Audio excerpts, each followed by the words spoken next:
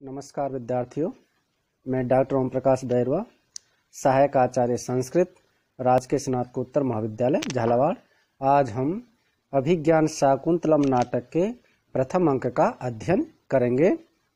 राजा दुष्यंत आश्रम के पास पहुंच करके रथ से उतर जाते हैं एवं अपने जो भी राजसी वस्त्र हैं, धनुष आदि है, उन सबको सारथी को दे देते हैं और कहते हैं कि मैं आश्रम वासियों से मिलकर लौटता हूं, तब तक इन घोड़ों को विश्राम करा लो। शांतम इदम आश्रम पदम स्फूर्ति च बाहुकुतः फलम इहास्य अथवा भवितव्यानाम द्वाराणि भवन्ति सर्वत्र है। शांतम इदम आश्रम पदम स्फूर्ति च बाहुकुतः फलम इहास्य अथवा भवितव्यानाम द्वाराणि भवन्ति सर्वत्र है। अब शांतिम इदम आश्रम पदम के पद विच्छेद करेंगे तो शांतिम इदम आश्रम पदम, फलम इहास्य के करेंगे तो फलम ई है, अस्य है। हास्य के जो ई है उसका जो है में जो आ है वह दीर्घ संधि से आ हो गया है, ए और ए मिलकर के आ बन गया है। अब अन्वय देखिए, इदम आश्रम पदम शांतम। इदम यानी यह, आश्रम पदम यानी जो आश्रम का जो स्थान है वह शांतम शांत है। इदम यानी यह, आश्रम पदम शांतम, ये जो आश्रम पद है वो शांत है। बाहु च स्फूर्ति च, और मेरी जो बाहु है, दाहिनी जो भुजा है वह स्फूर्ति यानी फड़क रही है। यह अस्य फलम कुतः, यानी यहाँ ये शांत तपोवन में जहाँ के निवासी जो तपस्वी एवं तपस्वी कन्या आदि जो हैं वो काम भाव से विरक्त रहती है, ऐसे इस आश्रम में इसका फलम कुतः, फल कैसे कुतः यानी कहाँ से हो सकता है। अर्थात इस जो दाहिनी भुजा फड़क रही है उसका फल कैसे प्राप्त हो सकता है। अथवा भवितव्यानाम द्वाराणि सर्वत्र भवन्ति, अथवा फिर वो काफी विचार करता तब सु कहता अथवा या भवितव्यानाम द्वाराणि, जो भवितव्यानाम यानी जो अवश्य संभावनी जो घटनाएं हैं उनके द्वाराणि, उनके दरवाजे हमेशा ही सर्वत्र सभी जगह पर भवन्ति यानी खुले होते हैं, या जो उनके द्वार है वह खुले हो जाते हैं, उपाय हो जाते हैं। तो कहने का अर्थ यह है कि भवितव्यानाम द्वाराणि सर्वत्र भवन्ति, अवश्य संभावनी जो घटनाएं हैं वे सब जगह हो सकती है, या उनके जो द्वार है सब जगह खुले रहते हैं, या उसका जो उपाय हो जाता है, कैसे न कैसे उसका प्रबंध हो जाता है। इस बात को राजा दुष्यंत विचार कर रहा है। एक बार और देखिए, इदम आश्रम पदम शांतम। इदम यानी यह, आश्रम पदम जो आश्रम स्थान है वो कैसा है, शांति प्रधान है, जहां पर तपस्वी निवास करते हैं। यहाँ श्रृंगार के लोगों का या श्रृंगार प्रधान लोगों का क्या काम है। और बाहु च स्फूर्ति, और मेरी जो दाहिनी भुजा है वो स्फूर्ति फड़क रही है। और दाहिनी भुजा फड़कने का शकुन शास्त्र में यह अर्थ होता है कि यदि किसी की दाहिनी भुजा फड़कती है तो उसे वर स्त्री की प्राप्ति होती है, या सुंदर स्त्री की प्राप्ति होती है।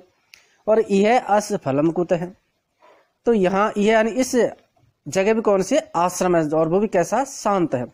तो इस शांत जो आश्रम है इसमें अस यानी इसका जो मेरी भुजा फड़क रही है उससे जो वर स्त्री प्राप्ति का जो सूचक है उसका वह फलम यानी फल, कुतः यानी कैसे हो सकता है। फिर राजा विचार करता है कि शकुन शास्त्र भी कभी व्यर्थ नहीं जाता, या उसकी जो बात है वो निरर्थक नहीं जाती है। इसलिए भवितव्यानाम द्वाराणि सर्वत्र भवन्ति, अवश्य संभावनी घटनाओं नए अवश्य होकर के रहती है, या उनके हमेशा द्वार खुले रहते हैं, उनकी व्यवस्था हो जाती है, उनका उपाय हो जाता है। इस प्रकार से यहाँ राजा विचार कर रहा है। जो दाहिनी भुजा फड़कने का जो शकुन शास्त्र में जो वर्णन है वो है वामे तर कर स्पंदो वर स्त्री लाभ सूचक है। वाम इतर कर, वाम यानी बाएं भाग, जो बायां हाथ है उससे इतर यानी भिन्न, बाएं हाथ से भिन्न, कर यानी हाथ, बाएं से भिन्न हाथ अर्थात दाहिने हाथ की जो भुजा है, स्पंद है, उसका जो स्पंदन है, जो फड़कना है, वह वर स्त्री लाभ है सूचक है। वह वर स्त्री लाभ का सूचक है या सुंदर स्त्री की प्राप्ति का सूचक होता है। ऐसा अद्भुत सागर में वर्णन मिलता है।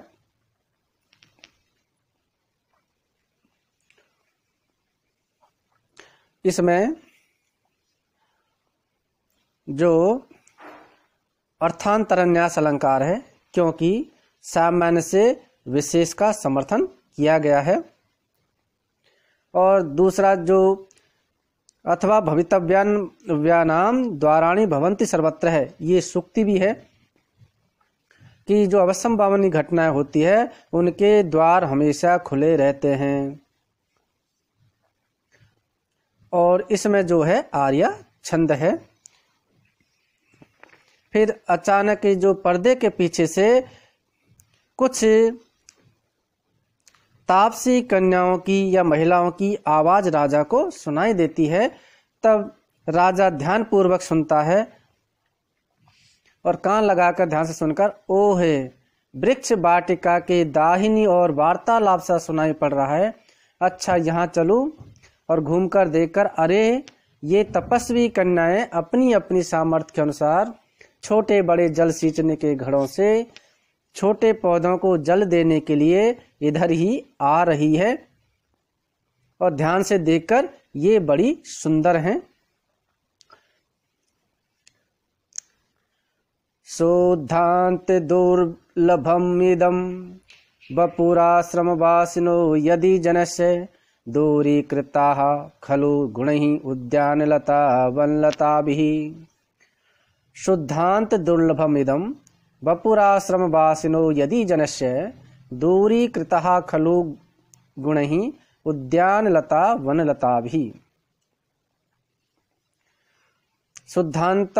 शुद्धांत दुर्लभम इदम के पद विच्छेद करेंगे तो शुद्धांत दुर्लभम और इदम अलग हो जाएगा। वपुर आश्रम वासिनों का वपुहु आश्रम वासिन है। गुणैरुल उद्यानलता के करेंगे तो गुण ही उद्यानलता। अब अन्वय देखिए, आश्रम वासिन जनस्य यदि शुद्धांत दुर्लभम इदम वपु अस्ति तरी खलु उद्यानलता वनलता भी गुण ही दूरी कृतः।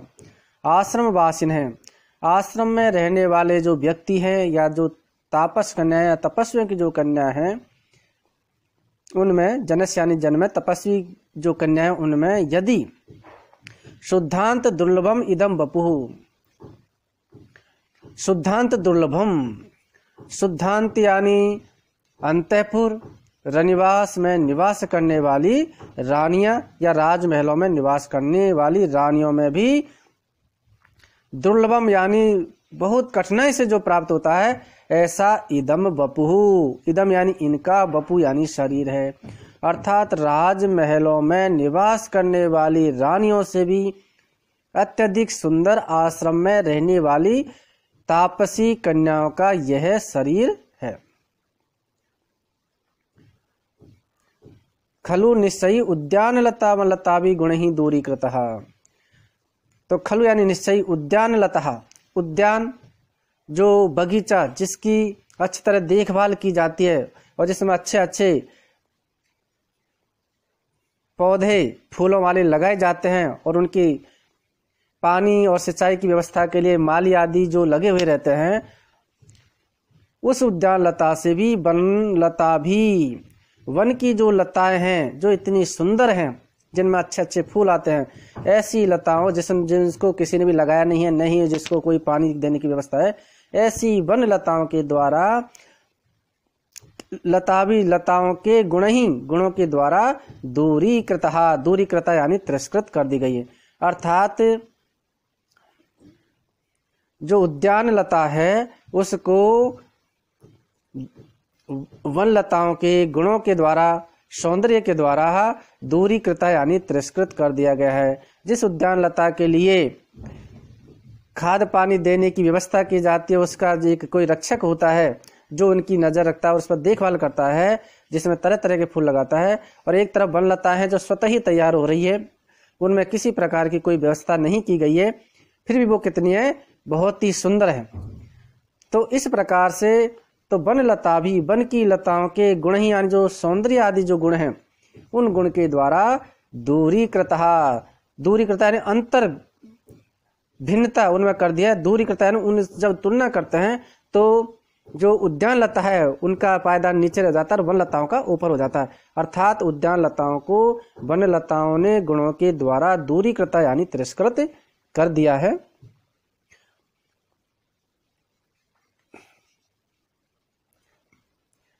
इसमें आर्य छंद है। शुद्धांत दुर्लभम, शुद्धांते दुर्लभम इति शुद्धांत दुर्लभम सप्तमी तत्पुरुष समास है। उद्यानलता उद्यानस्य लता इति षष्ठी तत्पुरुष समास। वनलता भी वनस्य लता भी इति षष्ठी तत्पुरुष समास है।